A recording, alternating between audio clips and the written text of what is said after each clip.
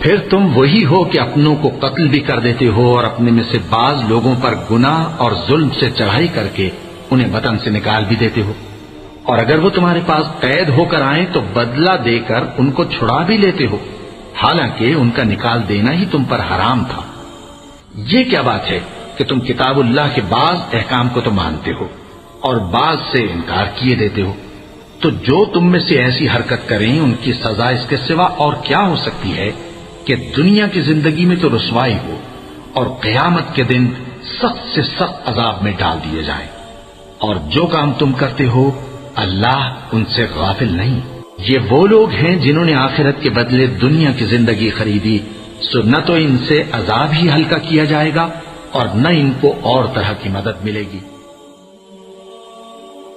وہی آسمانوں اور زمین کا پیدا کرنے والا ہے، اس کی اولاد کہاں سے ہو جبکہ اس کی بیوی ہی نہیں؟ اور اس نے ہر چیز کو پیدا کیا ہے اور وہ ہر چیز سے باخبر ہے۔ اور کہتے ہیں کہ رحمان بیٹا رکھتا ہے، وہ پاک ہے، اس کے نہ بیٹا ہے نہ بیٹی، بلکہ جن کو یہ لوگ اس کے بیٹے بیٹیاں سمجھتے ہیں وہ اس کے عزت والے بندے ہیں، اس کے آگے بڑھ کر بول نہیں سکتے اور اس کے حکم پر عمل کرتے ہیں۔ ایسا کہنے والوں، یہ تو تم بری بات زبان پر لاتے ہو۔ قریب ہے کہ اس جھوٹ سے آسمان پھٹ پڑے اور زمین شق ہو جائے اور پہاڑ پارا پارا ہو کر گر پڑے کہ انہوں نے رحمان کے لیے بیٹا تجویز کیا، اور رحمان کو شایع نہیں کہ کسی کو بیٹا بنائے۔ ہر شخص جو آسمانوں اور زمین میں ہے رحمان کے روبرو بطور بندہ ہی آئے گا۔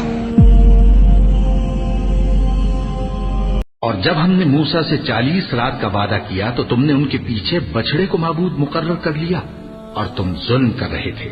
پھر اس کے بعد ہم نے تم کو معاف کر دیا تاکہ تم شکر کرو۔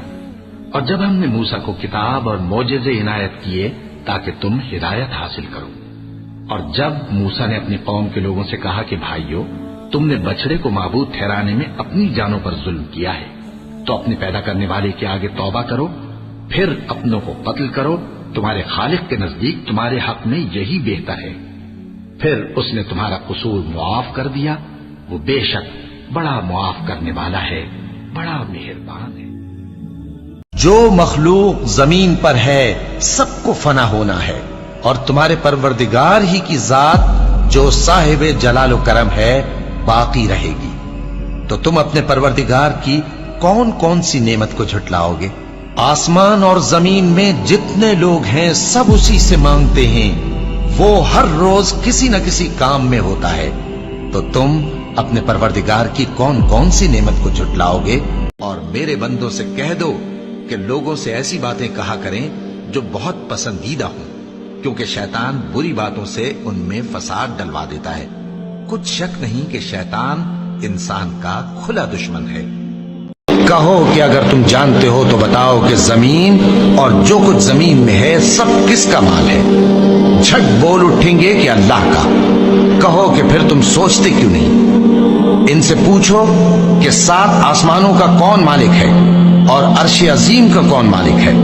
بے ساختہ کہہ دیں گے کہ یہ چیزیں اللہ ہی کی ہیں۔ کہو کہ پھر تم ڈرتے کیوں نہیں؟ کہو کہ اگر تم جانتے ہو تو بتاؤ کہ وہ کون ہے جس کے ہاتھ میں ہر چیز کی بادشاہی ہے اور وہ پناہ دیتا ہے اور اس کے مقابل کوئی کسی کو پناہ نہیں دے سکتا؟ فوراً کہہ دیں گے کہ ایسی بادشاہی تو اللہ ہی کی ہے۔ کہو کہ پھر تم پر جادو کہاں سے پڑ جاتا ہے؟ بات یہ ہے کہ ہم نے ان کے پاس حق پہنچا دیا ہے، اور یہ جو بت پرستی کیے جاتے ہیں بے شک جھوٹے ہیں۔ اللہ نے نہ تو کسی کو اپنا بیٹا بنایا ہے اور نہ اس کے ساتھ کوئی اور معبود ہے،